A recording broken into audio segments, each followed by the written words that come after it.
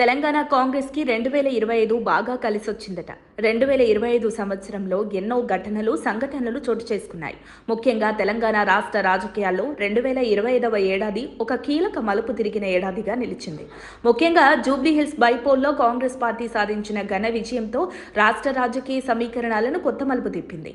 ఈ విజయం వెనుక కేవలం ఒక బైపోల్ రిజల్ట్స్ కాకుండా రాష్ట్రంలో ప్రజల మనోభావాలను సైతం ప్రతిబింబిస్తూ ముఖ్యమంత్రి రేవంత్ రెడ్డి ప్రభుత్వ పనితీరుకు వచ్చిన ప్రజా తీర్పని రాజకీయ విశ్లేషకులు అభిప్రాయం వ్యక్తం చేస్తున్నారు. ఇంకొన్ని రోజుల్లో 2025 ముగిసి కొత్త ఏడాది 2026కి స్వాగతం పలకబోతోంది.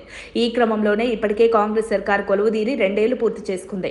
ఇక 3వ ఏడాదికి అడుగులేసింది. నాడు గ్రేటర్లో వచ్చిన 2 ఉప ఎన్నికల్లో గెలుపు కాంగ్రెస్దే. ఇప్పుడు జరిగిన పంచాయతీ పోరులో విజయం హస్తానిదే. ఇలా ఎన్నిక ఏదైనా విజయం కాంగ్రెస్కు వర్తిస్తుంది. దేశంలో అయితే ఎన్నిక ఏదైనా బీజేపీ గెలుస్తుంది. తెలంగాణ రాష్ట్రంలో మాత్రం అందుకు భిన్నంగా సీన్ రివర్స్ అవుతుంది. కాంగ్రెస్ సునామీలో కమలం గులాబీ వాడిపోతుందని విశ్లేషణలు వినిపిస్తున్నాయి.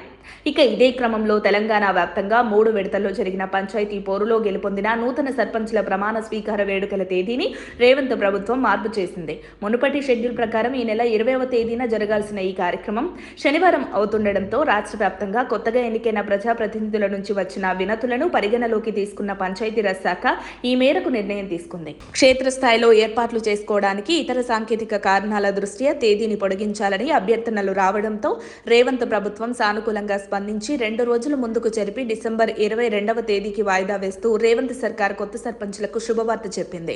ఇక 3 విడతల్లో జరిగిన పంచాయతీ ఎన్నికల్లో గెలిచిన సర్పంచులు, వార్డు సభ్యులు ఈ నెల 22న అధికారికంగా పదవీ బాధ్యతలు స్వీకరించనున్నారు. అదే రోజున గ్రామ సభలు నిర్వహించి నూతనంగా ఎన్నికైన వార్డు సభ్యులతో కలిసి ఉప సర్పంచులను కూడా ఎన్నుకోనున్నారు. ఈ మార్పుతో రాష్ట్రంలోని అన్ని గ్రామ పంచాయతీల్లో 22వ తేదీన కొత్త పాలక వర్గాలు పూర్తి స్థాయిలో కొలువుదీరనున్నాయి. మొత్తం మీద 2025 చివరిలో జరిగిన గ్రామ పంచాయతీ పోరు కాంగ్రెస్ కు కేవలం విజయం మాత్రమే కాదు, రేవంత్ రెడ్డి నాయకత్వాన్ని బలోపేతం చేసిన కీలక మూమెంట్ గా నిలిచింది.